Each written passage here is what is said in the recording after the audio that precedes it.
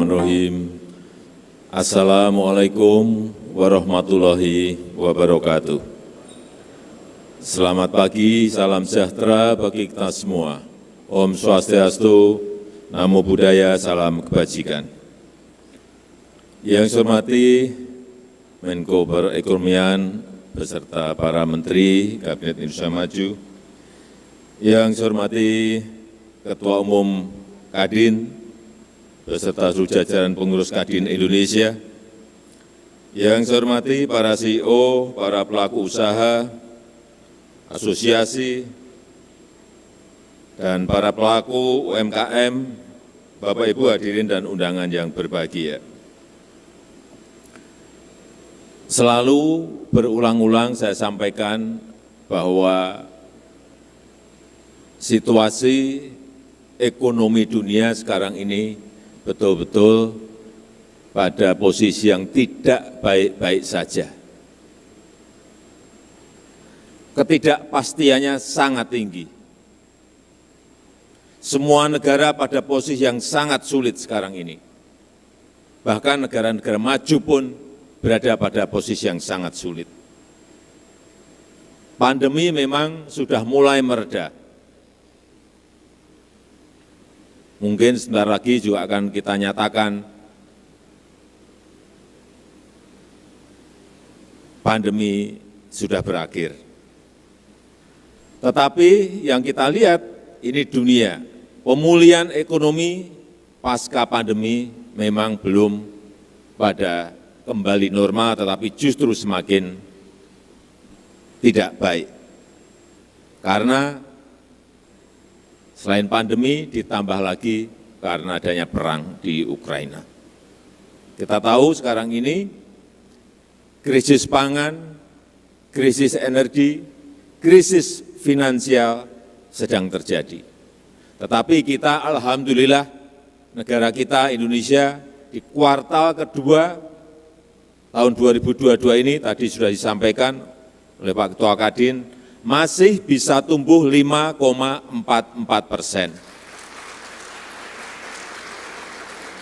Saya masih meyakini di kuartal ketiga kita masih bisa tumbuh di atas angka tadi.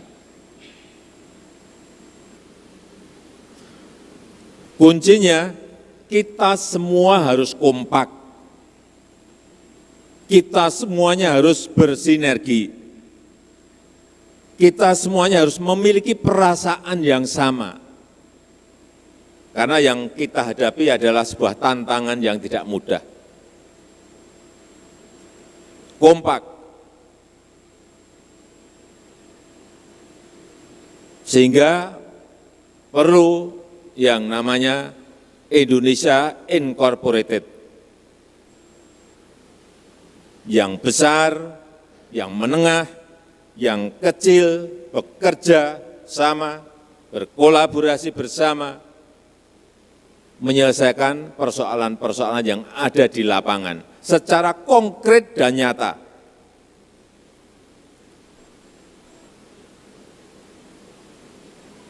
Yang gede, yang menengah, yang kecil, kalau sudah bergandengan, saya melihat tadi beberapa contoh yang sudah ditunjukkan akan menjadi sebuah kekuatan besar. Jakarta, provinsi, kabupaten, kota, sampai ke desa, semuanya memang kita harus bekerja sama. Seperti kita saat menyelesaikan pandemi, semuanya saya lihat bekerja sama.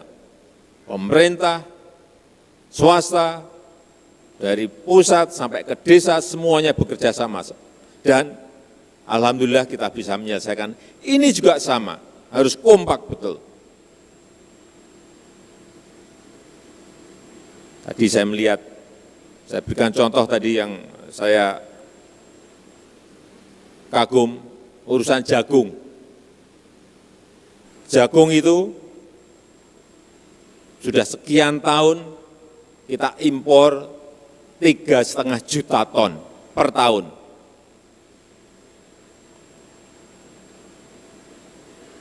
Dan sudah 7 tahun ini, sampai hari ini, sudah anjlok, impor kita tinggal 800.000 ton per tahun. Karena apa? Petani jagung ada yang mendampingi. Petani jagung ada yang mengawal.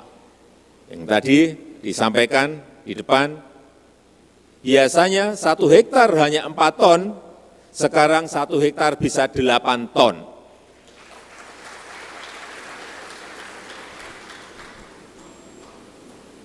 Kos produksi paling 1.800, 1.900, itu yang saya tahu waktu saya ke Dompu.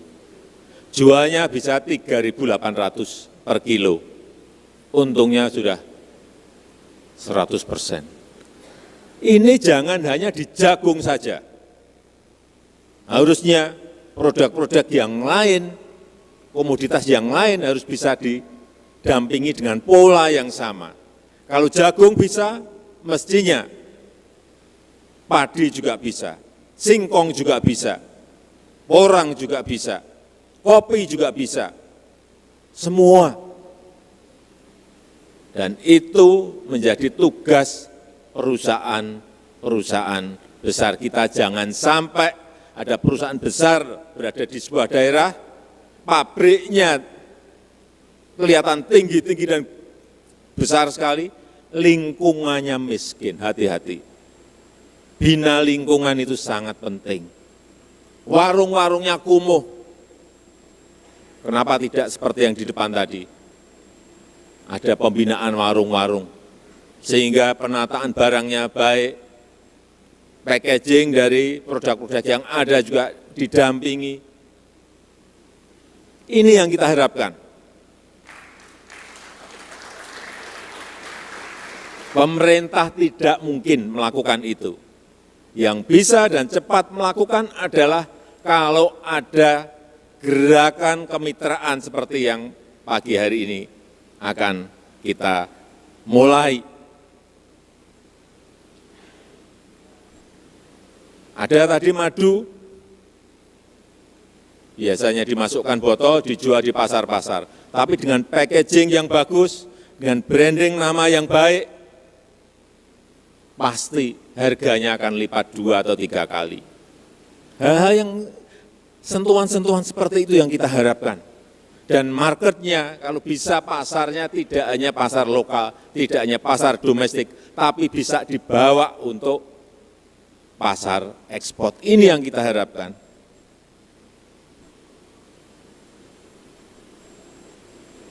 Urusan misalnya, ini akan banyak pabrik otomotif yang akan berdiri di negara kita. Saya sudah sampaikan, harus bermitra dengan UKM industri. Entah bikin knalpotnya, entah bikin spionnya, misalnya, entah pengerjaan interior kursinya di dalam.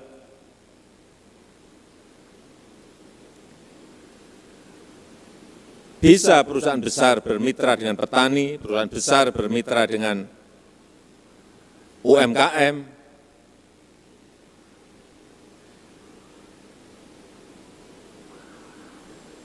Artinya, kalau ini bisa berjalan, saya meyakini akan berefek pada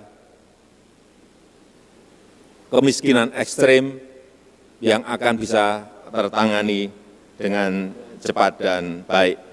Saya juga melihat 2 bulan yang lalu ada petani-petani mangga yang ada di Gresik,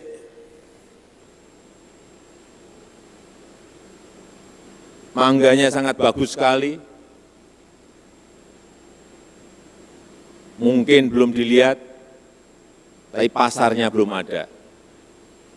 Hingga saat itu saya teleponkan perusahaan dari Uni Emirat Arab, Lulu, untuk datang ke sana dan ngambil. Karena memang mangga ini pasarnya untuk ekspor sangat besar sekali. Tapi ini tidak sambung. antara yang memproduksi dan keinginan pasar yang sebetulnya sangat besar peluangnya. Dan yang saya paling tidak senang, kalau di dalam negeri ada, kita masih impor. Baik ini produk dari usaha kecil dan juga dari usaha besar. Saya berikan contoh, minggu yang lalu saya ke Sulawesi Tenggara, ke Buton. Di sana ada deposit aspal, itu 662 juta ton yang masih dalam proses hilirisasi, industrialisasi. Bisa usaha menengah atau usaha kecil, atau usaha besar, tapi belum, baru satu perusahaan.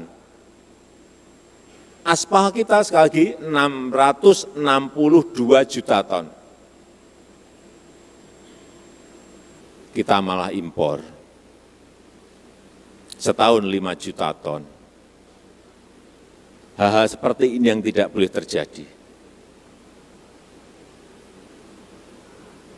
Untuk produk apapun, kalau kita punya, jangan beli impor. Saya rasa itu yang ingin saya sampaikan. Dan dengan mengucap Bismillahirrahmanirrahim, pada pagi hari ini, saya luncurkan gerakan kemitraan inklusif untuk UMKM naik kelas. Terima kasih. Wassalamualaikum warahmatullahi wabarakatuh.